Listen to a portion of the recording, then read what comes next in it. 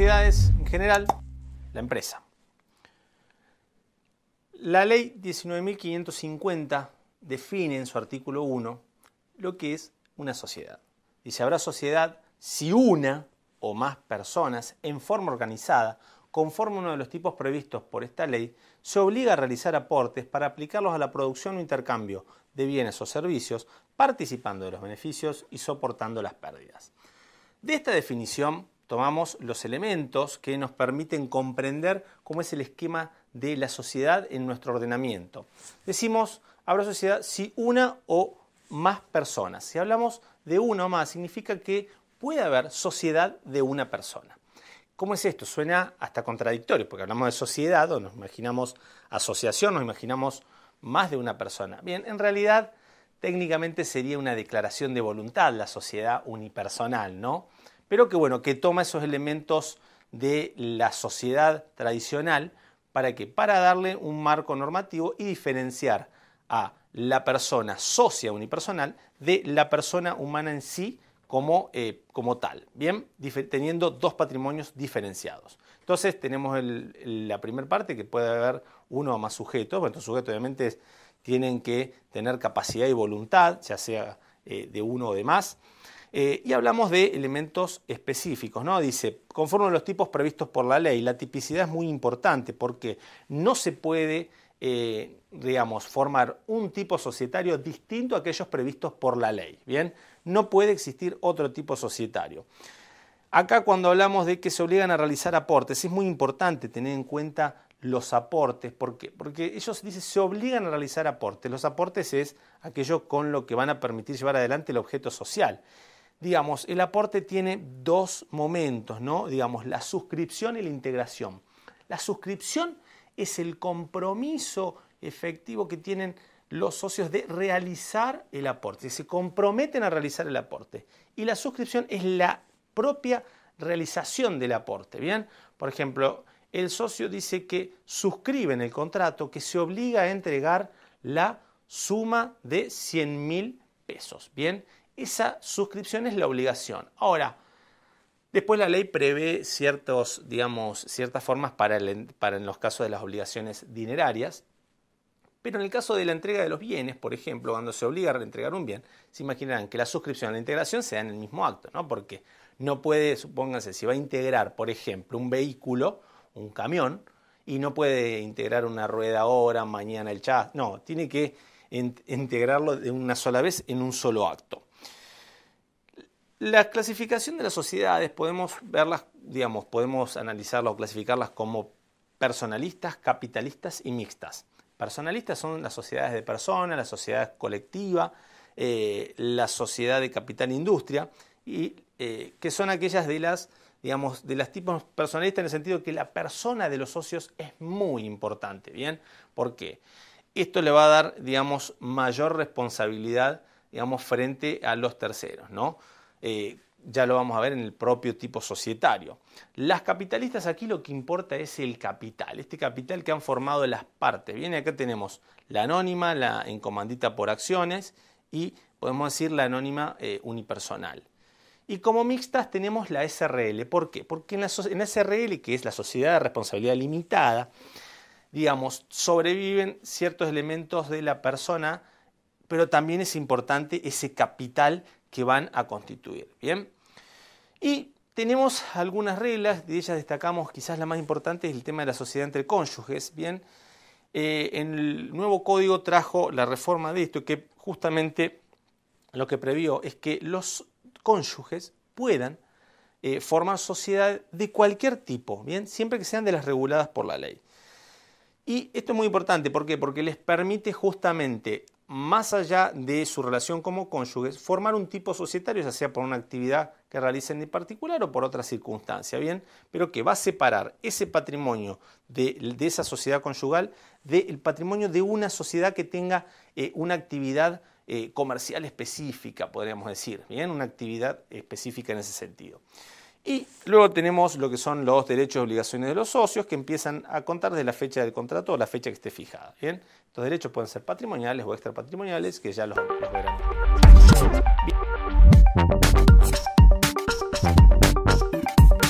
Principales tipos societarios. Las sociedades, dentro de la ley 19.550, tienen diferentes tipos, ¿bien? Los más utilizados son sociedad anónima y sociedad de responsabilidad limitada. También tenemos la sociedad anónima unipersonal y otros tipos. Vamos a comenzar en una especie de pelea virtual entre la sociedad anónima versus la SRL, ¿bien? Muchas veces se da en el tráfico de las actividades que hay alguna duda en relación si adoptar uno u otro tipo societario. Por eso planteamos este versus, ¿no? ¿Por qué? Porque tienen características, como dijimos, una es una sociedad de capital, como es la sociedad anónima, y la otra es mixta. ¿Por qué? Porque tiene algunos elementos todavía de las sociedades personalistas, ¿bien? A ver, en este primer round, ¿qué podemos decir? La SRL, justamente, el capital está dividido en cuotas, en la SA en acciones. Tenemos subtipos dependiendo si el capital es inferior a la suma que determina la ley de sociedades o superior a esta.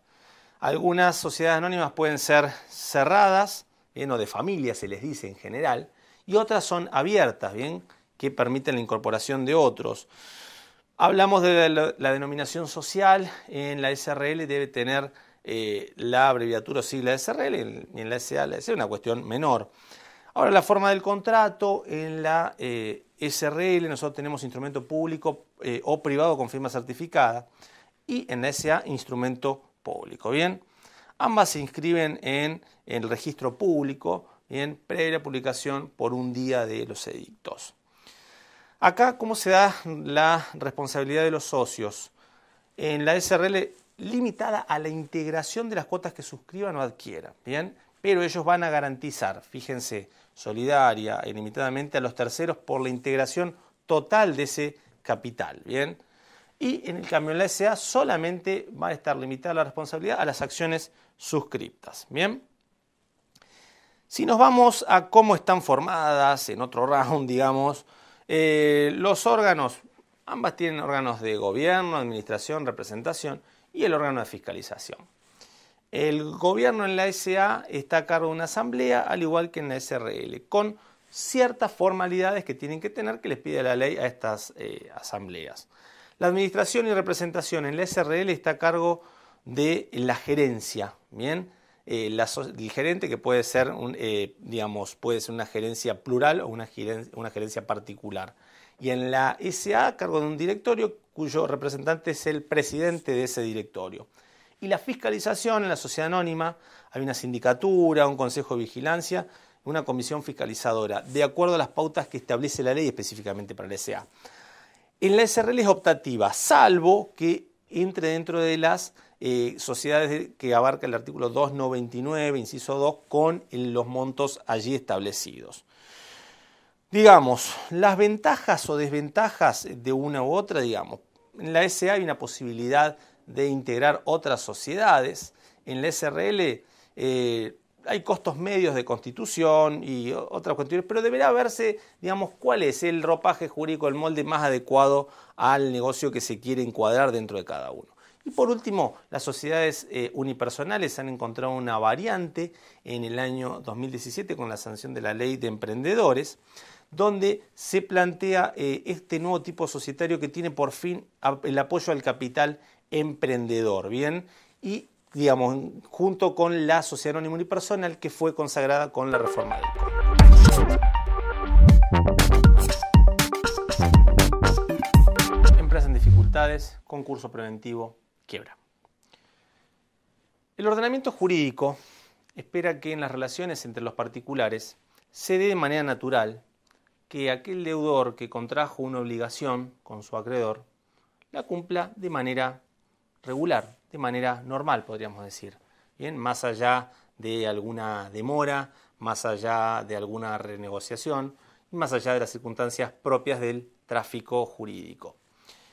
Cuando el deudor no repara o no satisface de manera adecuada, bien, y recurre o cae en incumplimiento, el acreedor tiene derecho a pedir esa satisfacción de manera forzada. Aquí toma fuerza esa concepción que explica que el patrimonio es la prenda común de los acreedores. Entonces, el Estado, ¿qué va a hacer? Va a brindar aquellas herramientas para tutelar justamente esos derechos subjetivos.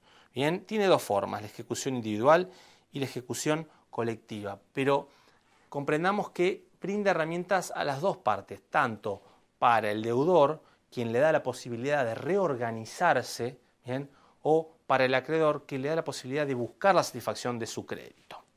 Vamos con un ejemplo. Marco tiene una ferretería muy conocida en la zona sur de la ciudad y decide expandirse y abrir 2 sucursales más en zona norte y en zona centro.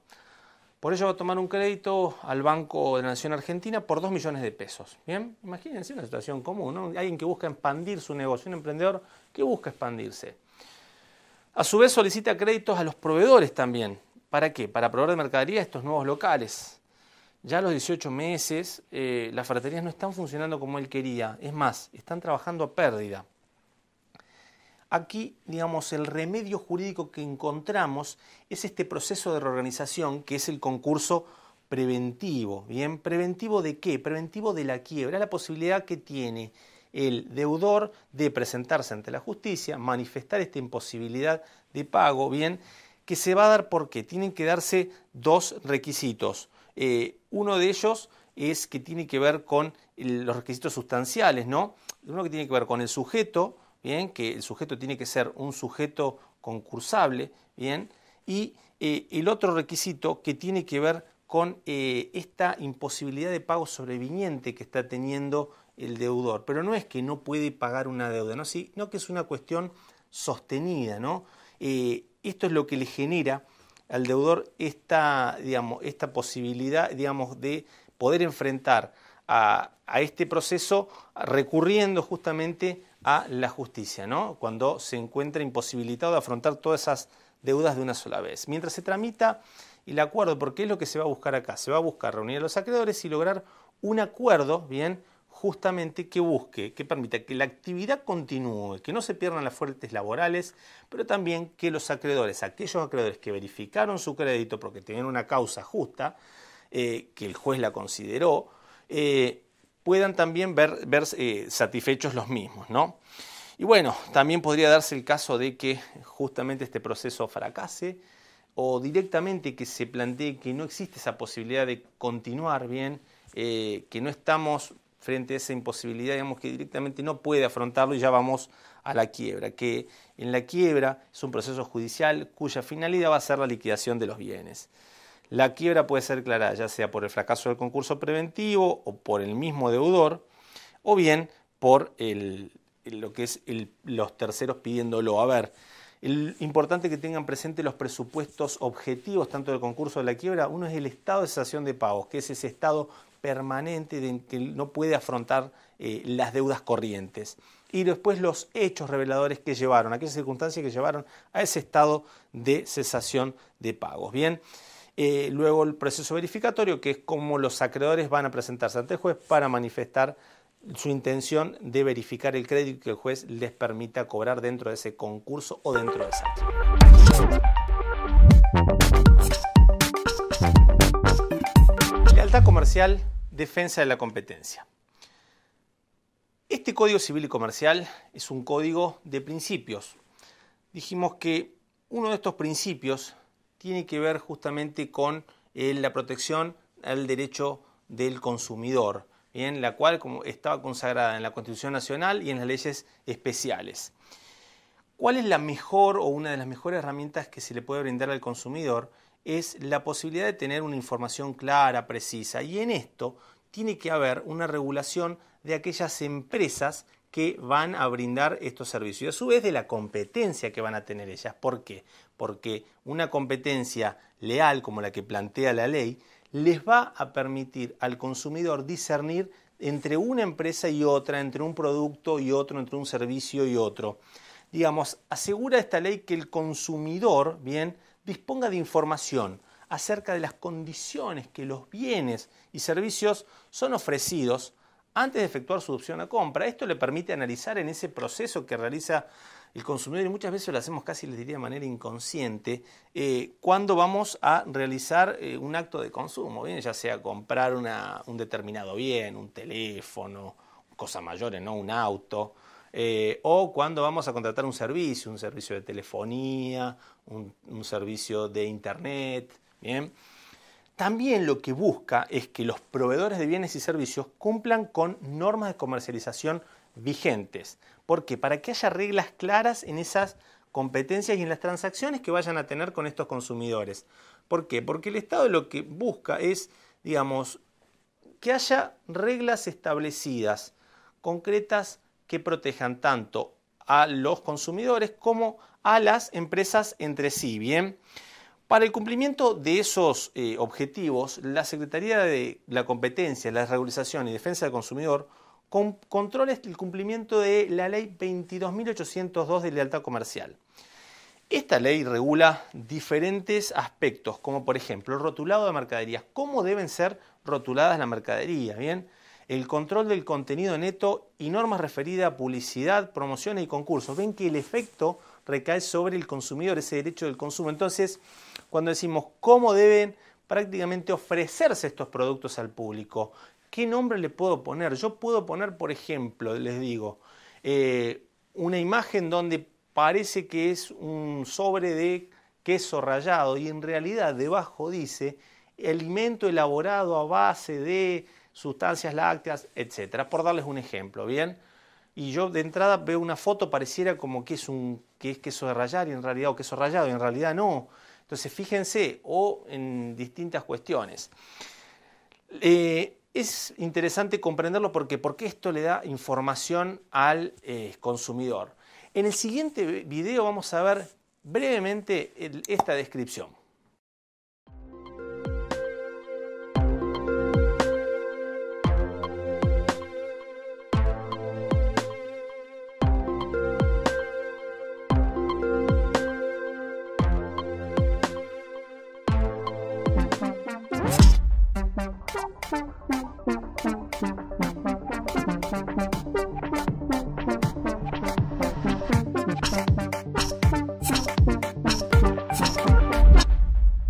A partir de la lectura del módulo 4, se plantea la siguiente actividad con el objeto de diferenciar los mecanismos que la ley prevé para los casos en los que las organizaciones experimentan dificultades.